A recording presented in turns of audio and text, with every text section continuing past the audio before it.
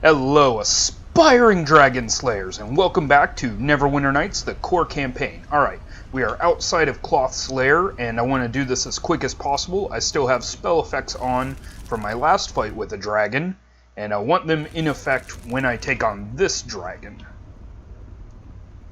Fudge. I remember this fight.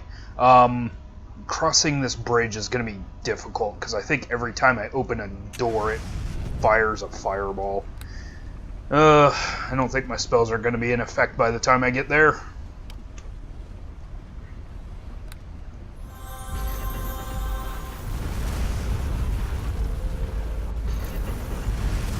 Well, okay, maybe. The fireballs don't seem to be doing much, but the starting fire trap did quite a bit.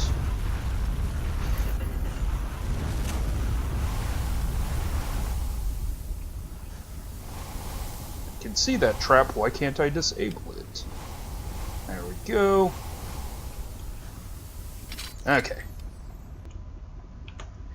Okay, here's the big bad, Klauth. Let's talk to him.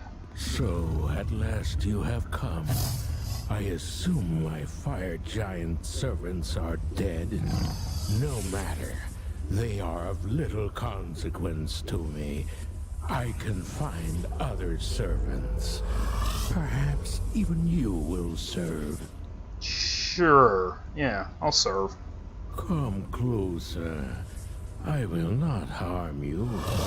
These last days of the eons of my life pass slowly now, and I would speak with you to break the monotony. Well, I am a short-lived race, so I have to be quick. I have this essence sphere here. Would you like it? Ah, an essence sphere with the soul of a full-grown dragon already trapped within for me to feast upon. Give it to me, Kegro, and I shall reward you with a mountain of gold from my vast hoard. Here, take the orb. Here is your reward, Kegro. 5,000 gold pieces. Now I must savor the sweet essence of life. And? Betrayal. The tainted essence of a dead dragon. Now you will die. Okay, so I want to take advantage of a thing here. I'm going to give Dalen this potion, which will break me out of the conversation. And he is not ready to attack yet.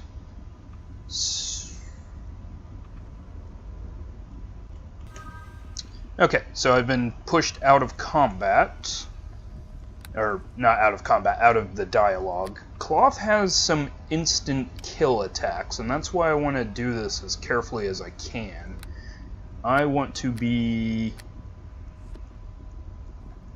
over here and start the fight. Steel will strike true. I want Dalen to be on the forefront. Actually, I think I have Bolts of Frost, don't I? Yes. Let's put those on. That way I can deal ice damage to him. If I can hit him, which it doesn't look like I can. Alright, that was the spell I was waiting for.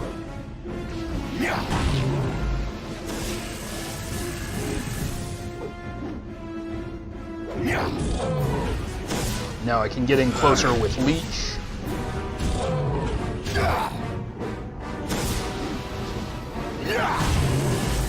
He stripped my magical protections.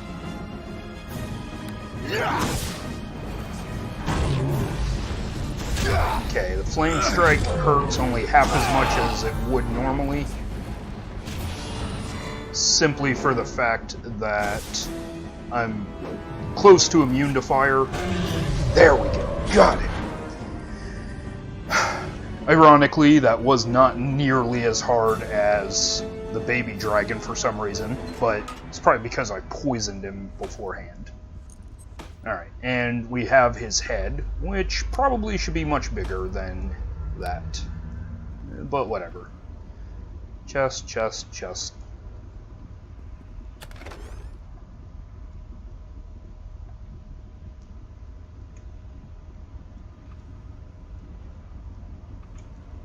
Okay. Ooh, red dragon armor. Heavy armor, +5, fire resistance. This would have been good in that fight. But yes, let's make me even more immune to fire damage. I want the armor class right now. The freedom of movement would be helpful. But, I think we're past the point where it's that important. And a Rod of Beguiling. Sweet. Okay. So this dragon's hoard was actually pretty substantial. Alright.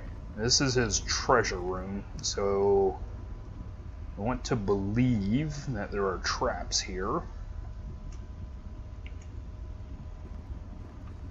Maybe. Nope. Ooh. A scythe. Wicked Union. It's a +1 scythe, but it does have vampiric regeneration +3. Yeah. And the word of power that I was looking for. The third word is yours, but time is short and Morag stirs. The city you call Neverwinter is under siege. Soon it will fall to Morgrim, and he will possess the Source Stone. Source Stone? What's the Source Stone? Morag was the queen of my people. The old ones, the creator race. It was she who created the Source Stone when the world became cold and the snow covered the land. Morag used the words to put her people into a deep hibernation when the cold winter came, imprisoning the heat of the steam fissures in the magical Source Stone, and her and all her people with it. Why would she imprison herself inside the Source Stone? The old ones could not survive the coming of the winter storm. Morag sought a shelter where she could escape the death of ice and cold. Within the Source Stone, Morag would gather her strength year after year, century after century. When her power waxed full, we word slaves would awaken the Queen to banish the never-ending winter. So you think if Morag awakens, she'll turn the north into a tropical jungle? The Source Stone is buried beneath the streets of Neverwinter. And even in its dormant state, the magical heat radiating from within keeps the city habitable during the coldest blizzards. That's not true, but okay. Imagine what will happen when the power is awakened fully and released. Those who survive the global warming will become slaves to the creators. And I will be bound to the words of power once more. I will not allow this to happen! How did Morgrim become involved in all of this? Something has awakened Morag's spirit. Though her body and true power remain trapped in the Source Stone for now. She speaks to Morgrim through projections, as I am speaking to you. Morgrim serves her, a pawn blinded by her promises of rewards and power. The plague was the first step in Morag's return. Each death fed the Queen's power, bringing her closer to a true awakening. Now, Morgrim seeks to claim the words of power the Lord's Alliance has hidden in Castle Never to complete the awakening. If he succeeds, Morag will bring complete and utter devastation to the north. Alright, well, I'll shove a scythe in Morgrim and see if that stops him. You must return to Neverwinter before the city falls. Speak to the one you call Aaron Gend. I will try to meet you there. Okay, but I have some things to do first. What? No, you can't. Hurry! No. I have things to finish. Like I want to show off one of the areas of the fire giant lair that I didn't go to because I did things out of order. There was one more section. The north to the fire giant domain was it. I went east, so let's see. Let's get back over there real quick. We'll see if I need to, if I missed anything monster-wise.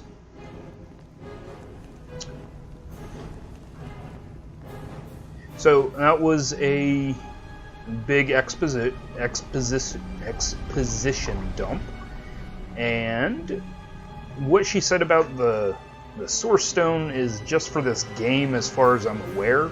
I'm pretty sure the reason why Neverwinter is so habitable even during winter is the fact that there's a magically volcanic mountain, and it feeds the river that borders Neverwinter. And those waters keep the city truly warmed. So, alright. So this was to the north. It looks like this was an improvised exit, but there's stuff here that I need to pick up. Well, not that I need to pick up, but I just want to. Oh, and we are going to equip my fancy new scythe because funsies. Alright, let's make sure we take out any enemies so I get their juicy XPs. We won't both walk away from this. Alright,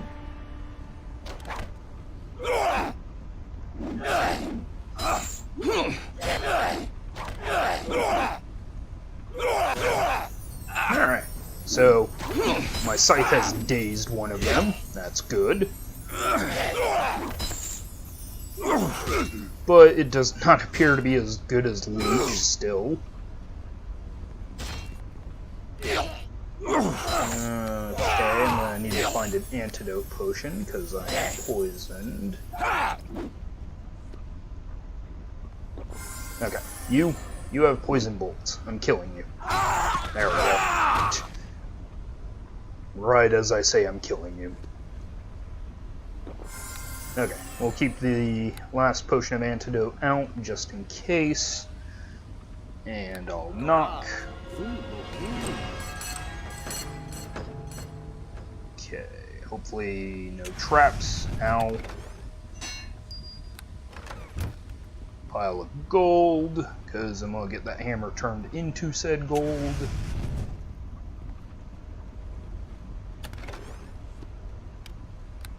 Pile of gold, that's a magic weapon. Alright, let's go down this way first. Hey, more dirt. Steel will strike true. Okay, we're gonna put the leech back on. We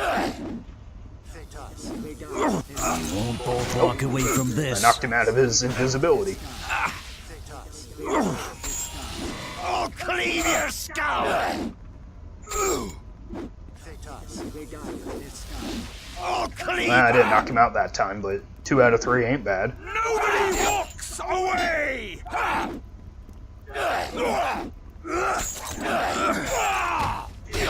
Okay.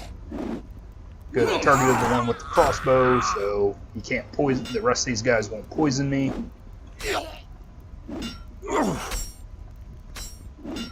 And my shield is fending off many attacks.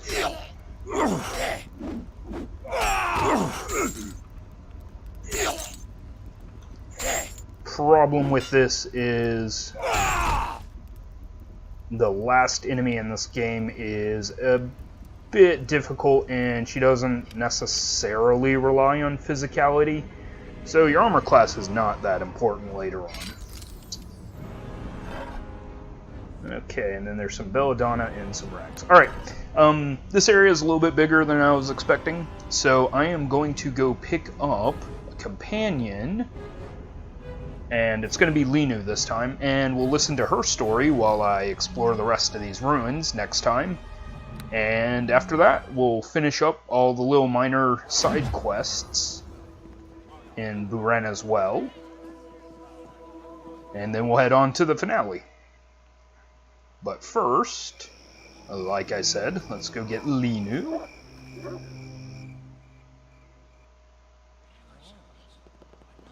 And there she is. My dear friend, it warms my heart to see your face again. Erengend must have brought you here to help search for the words of power. It's good to see you again, Linu. After Erebeth's betrayal, I readied myself for a return to Nebraska. Yet, somewhere deep inside, I prayed that we would meet once more, Kigro. When I heard of Erengend's call for brave adventurers to serve the cause of Neverwinter, to join the Lord's Alliance here at Buren as well, I knew that you cannot resist such a grand opportunity. You are drawn to heroic deeds, like a glutton to a bakery, Kigro. I grabbed the first ride out of town and came here. Well, the second ride actually got me here.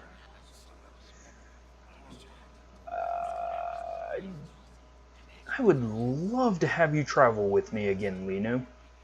Then I shall endeavor to keep you alive once again, Kigro.